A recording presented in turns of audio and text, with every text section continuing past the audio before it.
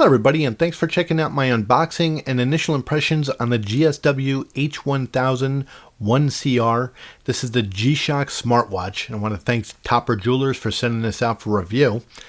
Now, Casio started innovating years ago, pushing limits with what they could do with watches. My very first Casio was a databank calculator watch years ago.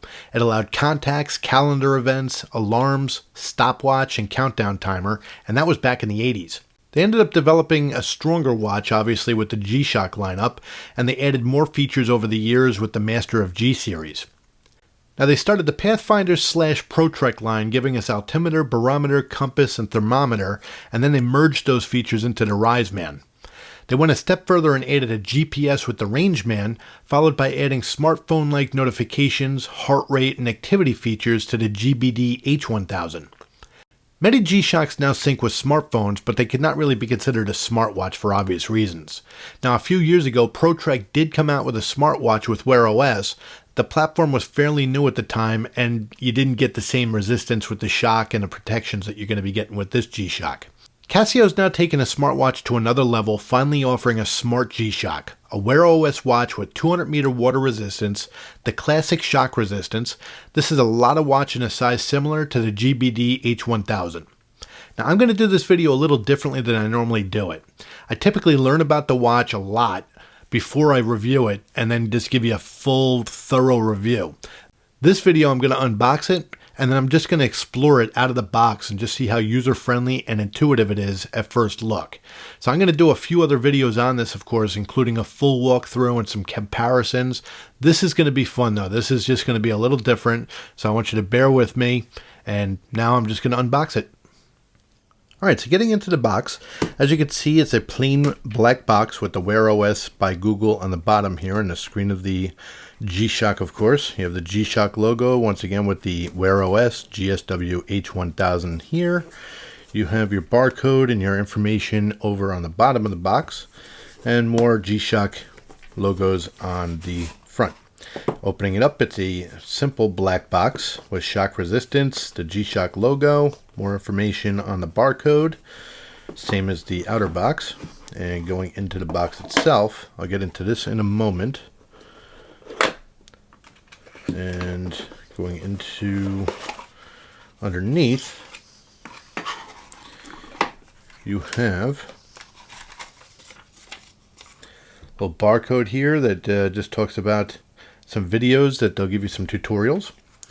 You have your instruction manual. These are going to be simple instructions though, because you're going to primarily find your information online, of course. You have a charging cord, and this one works magnetically on the side of the watch. And then, of course, you have the watch. Alright, so the first thing I'm going to do is just a physical walkthrough real quick for you. So on the back, it's stainless steel. It's got the heart rate monitor underneath. It's put together with screws, so it's not a screw down. You have the big, thick wings here, and that does make it easier to size to your wrist. The straps are pretty beefy. They, of course, got the two holes here, so this way it stays nice and secure. So it is a solid build. So being a G-Shock and a smartwatch, that's where it gets interesting. Now, the charging is on the side here, and that looks like it can end up being open to vulnerability. I'm surprised they didn't give some kind of a cap. But basically, this is how you plug it in. It looks like it's pretty much magnetic. It charges up, so right now it's at 85%, so these typically charge up pretty quick. You have your sensor here on the left. I guess that's the altimeter, barometer, and temperature sensor. This is just a spot, I guess, that if they had a button, they'd put it there, but there is not. But it looks like it's pretty easy to access, pretty easy to open. It's gunmetal and the color blue on the button up here and the writing. And, of course, the wings. Other than that, it's pretty much a black watch. So the keeper here, the buckle, is plastic with steel on the middle. And the keeper is a pretty stiff rubber here. So that's the physical walkthrough. Alright, so right off the bat, the first thing I noticed is, of course, this label that they have here. So I'm going to peel that off. And you, of course, have the screen. So let me see here. So I try pushing the start button, it doesn't do anything. I press the bottom button, that also doesn't do anything. I press the side button, and you get the G-Shock screen here.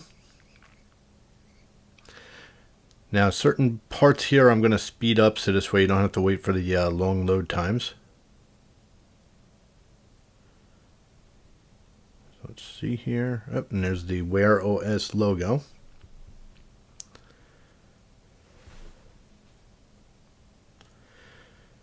And it's getting everything all set up. And tap to begin. So let's see how we do this here. So we go to the languages. First I'll go to English United States. And on my phone I want to get the Wear OS by Google. Going to give me my name here. Alright, so what I'm going to do is I'm going to turn the camera off now. I'm going to get this set up on my phone.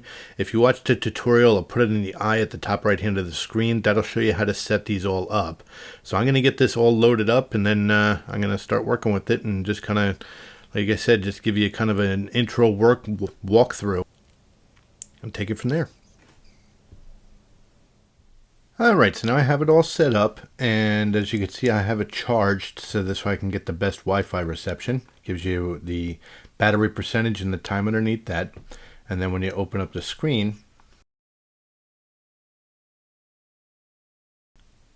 alright, so pretty much as soon as I had it set up and I plugged it in, it went into a G-Shock screen, and it's installing the system update, as you can see.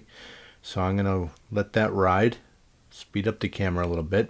And then once it's ready, I'll slow it back down.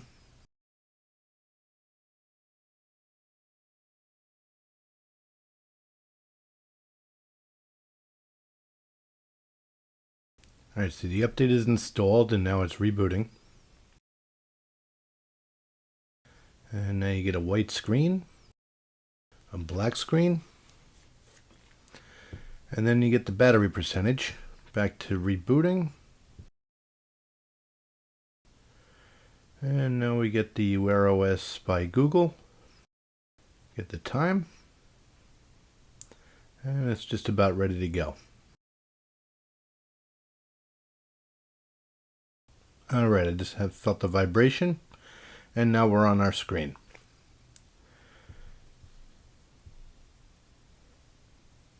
Alright, so we're at the charging screen. So now if I go into the middle button here, it gives me a little tutorial here. So if I want to learn more, it's going to tell me to swipe in each direction. So this is my tiles. So I just swipe over. Screen is fairly responsive. Alright, swipe in another direction. So this is going to get me to my quick settings. Yep, went back over to the... I'm going to guess that just because it's rebooting and it's just kind of getting itself in check, it's a little bit sluggish right now. It's got its own app thing here. So like I said, just keep in mind, I'm not doing this as a tutorial. I'm giving this to you so this way you understand what it's like when you're first opening up this watch, how intuitive it is, you know, how easy it is to get acclimated to it. So I have no events today. Swipe in another direction. Okay, so I go to the left, and this is going to give me my dashboard. Oop, back there.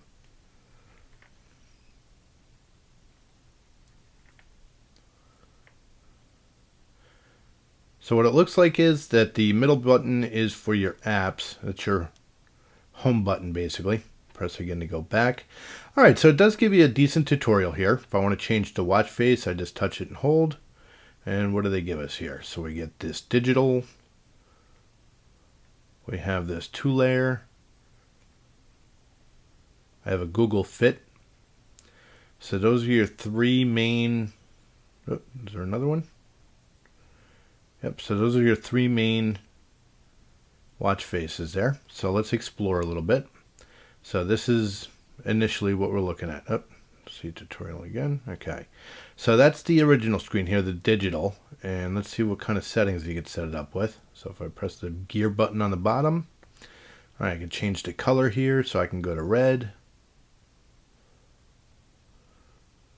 watch face background, go with camouflage, octa, wave, matte black, matte white, pure black. So I'll go with black for right now. Okay. And indicators. So what do we have with indicators? Upper indicators. So I could have it blink, always on, or off. So I'm going to go with always on for now. Daily heartbeat measurement.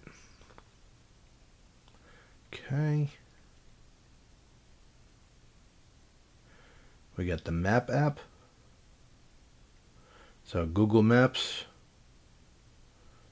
Mapbox. Oh, so it gives you different types of maps that you can work with. So Mapbox or Google Maps. And then I could choose the map skin.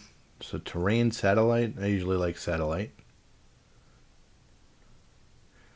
And you can see if you swipe from left to right, you can move back. Map direction north.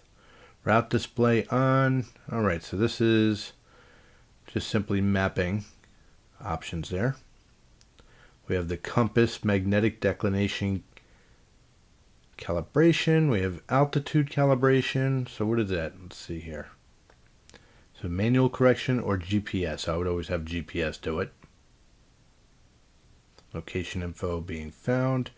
All right, so I'm not in an open sky, so I'll do that at another time. Monochrome display is dark or bright. So one cool feature that I love about this watch, and it also works with one of my other watches I'm going to compare it with, but basically you can have a bright you can have a background display. So when the main screen goes off, it goes into a display where it doesn't use battery at all, and this is the display right now. So this is while it's charged. So let me just unplug it, and that's what it looks like when it's not charged. So it's not bad. It's very legible at all angles, which is a nice thing. So you need to tap it, of course. All right, your tide graph set up, so you can have it set up for USA. So it is similar to working with it on some of my other tide graph type watches. Going to New Jersey. So, all right. And I'm going to get into a lot of this stuff when I actually end up giving you the full run through. But again, this is just an initial impression. Which watch do I wear it on? So I wear it on my right, which is the correct way to wear it. All right. So let's go into any other settings here.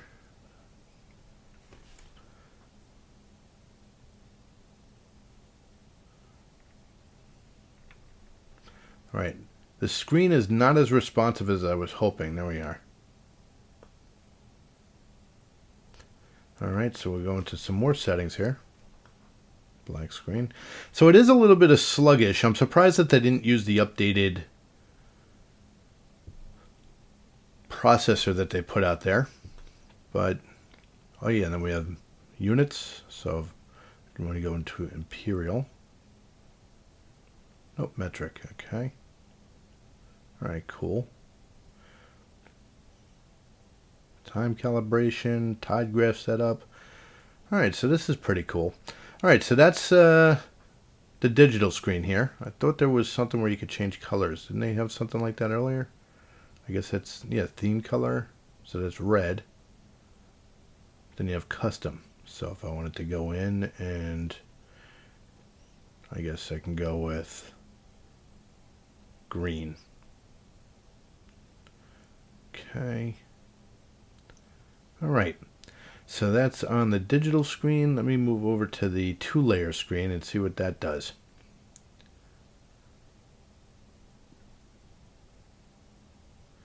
All right. Once again, a little bit of sluggish. Oh, and there we go. So it's going to ask me for my settings. I'll get into that later on.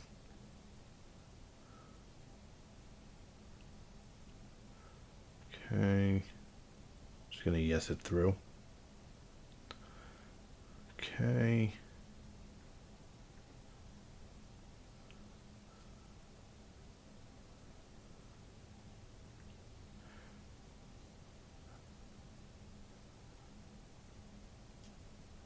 So this is what you'll be looking forward to changing settings with and messing around.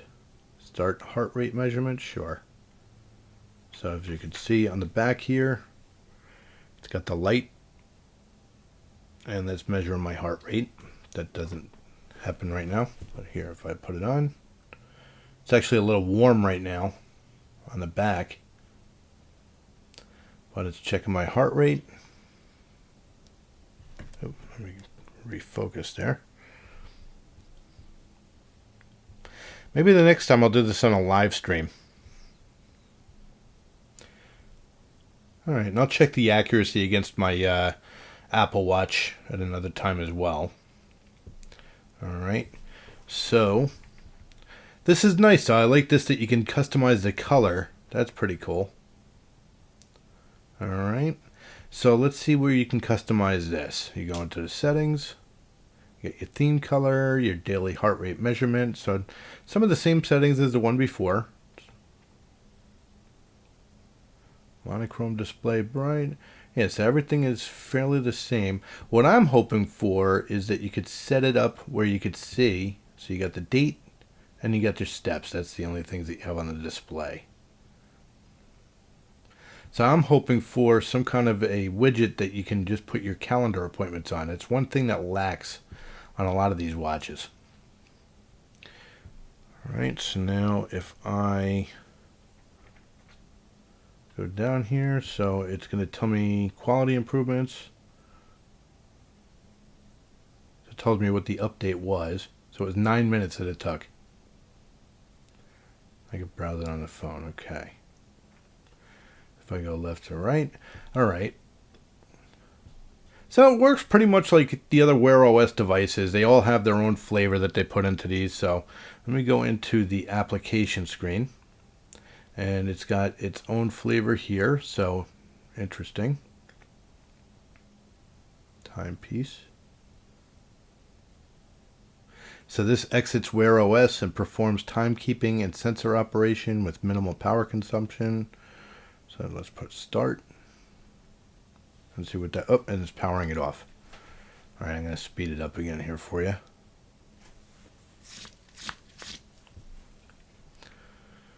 Oh, okay, so what that is that's a power save option. So I guess if I go back into the power here, let me hold on to that, see if it changes it. That is definitely a nice bright monochrome screen though. I like the way they did that. Very easy to read. So there's good things and bad things, just like any of them. The thing that I appreciate about this, though, is the fact that we finally have a smartwatch that has G-Shock capabilities. It's shock resistant. Obviously, it's water resistant, 200 meters. I mean, this has got to be the toughest smartwatch that you're going to be able to get for right now. Now, apparently, Apple's working on an Apple Watch that's supposed to have a rugged finish. I'm hoping that they do something similar to this. Even if it's thicker, bigger, I mean, listen, I don't think a lot of people would mind. All right, let's see if I can get into the apps. So the power save is not really described very well, but yeah, it's still lagging. That's the thing. So I'm expecting it to lag for a little while until it's everything's indexed and ready to go. But basically, this is the theme that you're dealing with. So instead of the normal where you swipe up and down and go through everything, this kind of just adds Casio's own flavor to it. So you have your compass, your activity, theme color. So this is what we're looking at there. So I go back. What happens if I press this? So if I press the home button, then I get into a regular Wear OS.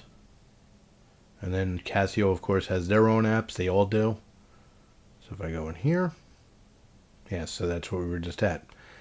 All right, so like I said, this is just a first look. I just wanted to kind of give you an idea that when you first open these up and you just want to set them up, and this is kind of how it works. I mean, this is what I kind of go through when I get these watches and I'm trying to learn them. So I just wanted to kind of give you an idea of what you go through when you open these things up, how difficult they are to work with, how difficult they are to set up. The setup on your phone is really easy. It's pretty straightforward. It just takes a few minutes. Like I said, if you look at my Wear OS tutorial, it'll give you a full walkthrough on there.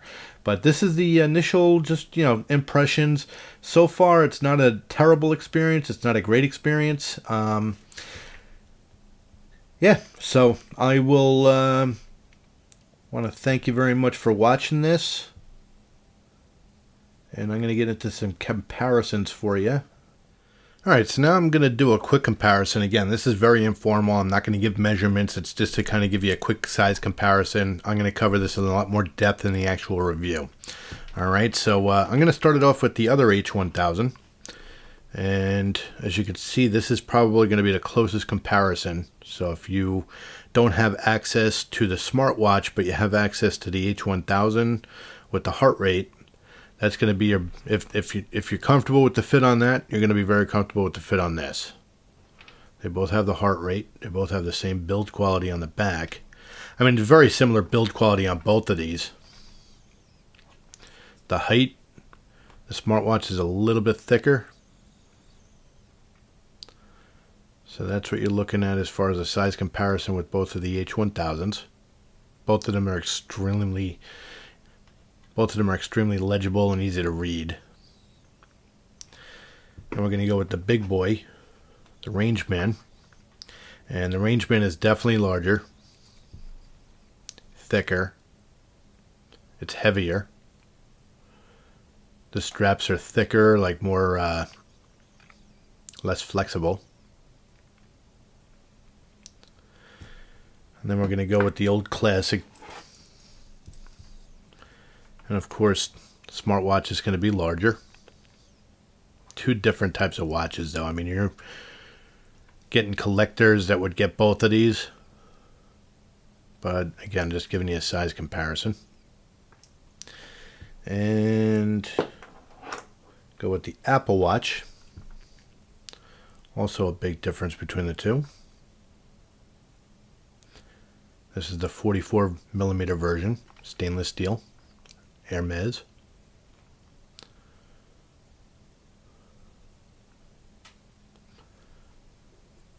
Two different experiences, of course.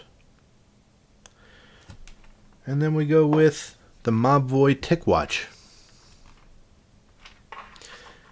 And I'm looking forward to doing a really good comparison with this one because they have the similar type of screens. The only difference is, and we got another update going here. The only big difference is of course, obviously the watch size. I mean, the G-Shock is going to be much thicker, but of course it's more rugged. I mean, it's meant to take abuse.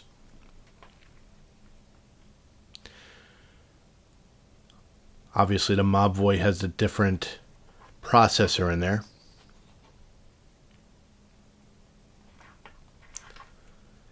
But they both also have the monochrome screen. So that's the comparison just from a size standpoint of what you're looking at there. And here's a quick wrist shot. 7.5-inch wrists. I think it fits really well. But keep in mind, I like wearing the Rangeman as well, so I'd like a larger size watch. That's why I like to do those comparisons and the wrist shot, so this way you really get an idea on how these suckers fit. But to me, I like the flexibility. It is a comfortable watch. This is something I could definitely see myself wearing. It just comes down to the battery life and how well it integrates with my iPhone. But I have been waiting for one of these for a while, so I'm looking forward to doing the comparisons and the full review. All right, so first impression, I mean, I literally opened this up and I went through it with you. So the initial impression is it's not bad. Like I said, I think it was mainly sluggish because it's still indexing and it's just loading everything in there.